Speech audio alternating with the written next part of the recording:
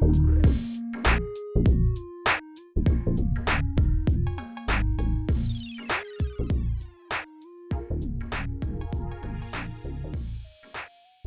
verão está chegando e junto com ele as chamadas doenças de verão. O programa de hoje é um alerta para as doenças e os cuidados que se deve ter nessa que é a estação mais quente do ano.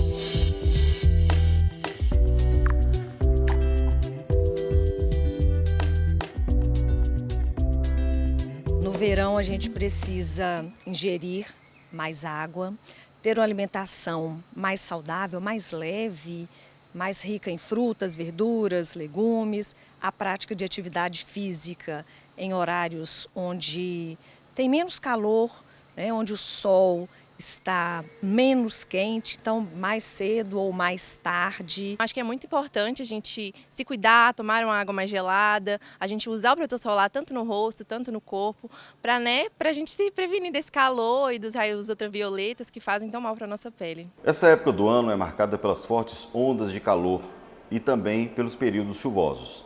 Eu estou aqui agora com o clínico geral, Dr. Cláudio Henrique, que vai nos falar um pouco mais sobre o assunto. Seja muito bem-vindo, doutor, ao nosso programa Entrevista. Muito obrigado, Alex. É sempre muito importante esse tipo de oportunidade para a gente esclarecer as dúvidas da população e cuidar da saúde de toda a nossa população. Muito obrigado. Doutor, quais as doenças mais comuns nesse período?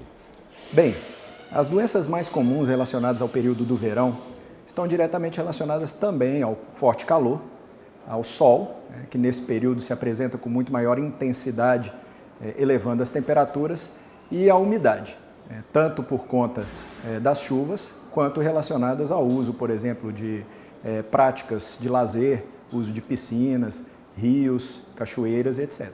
A exposição ao sol, ela pode ser saudável? Sim, é claro. A exposição ao sol, ela inclusive é necessária.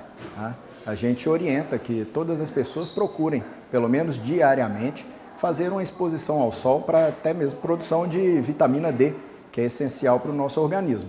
No entanto, essa exposição ao sol, para que seja benéfica para o organismo, ela tem que obedecer a alguns critérios significativos, sobretudo no verão. É muito importante que se evite o sol mais forte, que é aquele sol entre as 10 horas da manhã e as 3 horas da tarde. No mais, a exposição ao sol, naquele período do início da manhã até as 9, 10 horas da manhã no máximo, e o sol após as 15, 16 horas, então no final da tarde, é um sol muito importante para o nosso organismo. Ok, doutor. E como prevenir essas doenças ligadas ao verão, né, na época do verão? Como prevenir essas doenças? Certo. Quando falamos sobre doenças relacionadas ao verão, é sempre importante a gente lembrar quais são, né? Nós estamos falando sobre insolação, sobre desidratação, sobre intoxicação alimentar, falamos também sobre otite, conjuntivite, né? Além das arboviroses, que são conhecidas como a dengue, o zika, chikungunya. E para cada uma delas tem uma prevenção específica. Vou tentar ser bem sucinto, né? De maneira que a população também compreenda e realize essas prevenções. Então, quando nós falamos sobre a insolação, por exemplo, estamos dizendo sobre uma elevação da temperatura que o organismo chega a determinado ponto que não consegue resfriar mais. Então, como prevenir isso? A utilização, por exemplo, de roupas que nos protejam do sol, então roupas de mangas compridas, a utilização de protetor solar e, sobretudo, evitar a exposição ao sol entre 10 horas da manhã e 3 horas da tarde. Além disso, né, é necessário uma boa hidratação, então beber bastante água e também fazer a ingesta de frutas e alimentos saudáveis que vão ajudar o organismo na compensação desse calor excessivo. Além disso, a desidratação. A desidratação tem uma relação muito direta também com a exposição ao sol e ao calor excessivo. Acomete principalmente pessoas idosas e também crianças, então um cuidado que a gente tem que ter muito significativo com essa população idosa e com as crianças, sendo necessário para a prevenção a ingesta hídrica, né? Beber bastante água, fazer também alguns cuidados relacionados a evitar o sol naquele período mais forte do sol, que fica entre 10 horas da manhã e 3 horas da tarde, fazer a ingesta de frutas, pode fazer o uso, por exemplo, de um picolé, né? Chupar algum tipo de gelo ou algo assim, que vai ajudar, inclusive, não só na hidratação, como no controle da temperatura. As outras patologias relacionadas ao verão, por exemplo, a intoxicação alimentar, a principal prevenção, nós estamos falando de alimentos que vão gerar intoxicação no organismo. Alimentos esses que, por conta do calor, acabam perdendo a sua condição de serem armazenados.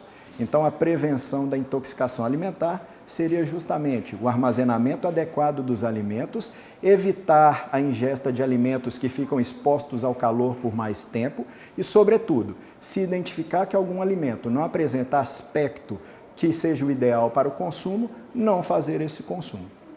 As outras patologias são patologias muitas vezes que acometem as crianças, né? Conjuntivite e otite, muito conhecido, né? A conjuntivite diz respeito ao processo inflamatório, infeccioso da conjuntiva, que é dos olhos. A otite, um processo inflamatório, que pode ser também infeccioso ou obstrutivo, relacionado aos ouvidos. A criança, quando nós falamos sobre a conjuntivite, nós falamos sobre irritação nos olhos, sensação como se estivesse com areia nos olhos, pode ter também secreção. E na conjuntivite, o que a gente orienta? Além da limpeza, né, habitual que o indivíduo faz, se por acaso perceber que há algum comprometimento mais grave, procurar o atendimento médico para que seja receitada a medicação mais adequada. Em relação à otite, tem algumas pequenas diferenças. A otite, por exemplo, principalmente nas crianças, que vai acometer um pouco mais, ela está relacionada a uma dor muito intensa, a episódios de febre, que o pai ou a mãe ou o cuidador precisa estar muito atento em relação a essa criança. Ela às vezes coloca a mãozinha no ouvido e reclama de dor muito forte, né? E a otite, ela precisa ser avaliada pelo médico para que seja feito o antibiótico quando necessário. No entanto, se por acaso a otite estiver relacionada a, por exemplo, uma congestão nasal, o que a gente pode fazer é assoar bem o nariz e, no caso das crianças, se necessário, fazer uma boa higienização do nariz com soro fisiológico que pode ser orientado pelo médico, por exemplo, do posto de saúde ou médico de sua confiança. Por último, mas não menos importante, as arboviroses, né? Como eu disse, a gente tem dengue, zika e chikungunya, são transmitidas, né, por mosquitos. Então, quando falamos sobre arboviroses, por mais que seja sempre repetido, é importante para a nossa população fazer o cuidado no que diz respeito ao ambiente, evitando assim a proliferação dos mosquitos.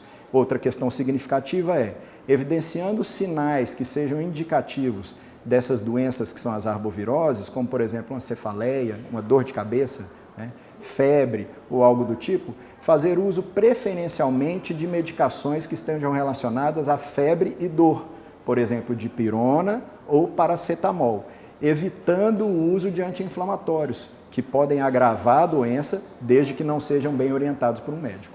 Entendi, doutor. O senhor acabou de falar aí sobre os problemas que zika, chikungunya, dengue, né, pode causar. E a gente fala muito sobre a prevenção. Eu queria que o senhor, por gentileza, fizesse um pouco mais, né, sobre como prevenir, né, essas doenças. Como é que a gente faz para poder prevenir mais essas doenças? Perfeito, né? Sobre zika, dengue e chikungunya, a prevenção é o principal remédio, né? Então, quando nós falamos sobre essas arboviroses, dentre as quais nós temos dengue, zika e chikungunya, a gente precisa, por exemplo, evitar o acúmulo de água. Então, cada pessoa, né, deveria e deve fiscalizar a sua própria residência, os ambientes próximos, sejam eles ambientes particulares ou públicos, evidenciando ali possíveis focos para a reprodução do mosquito.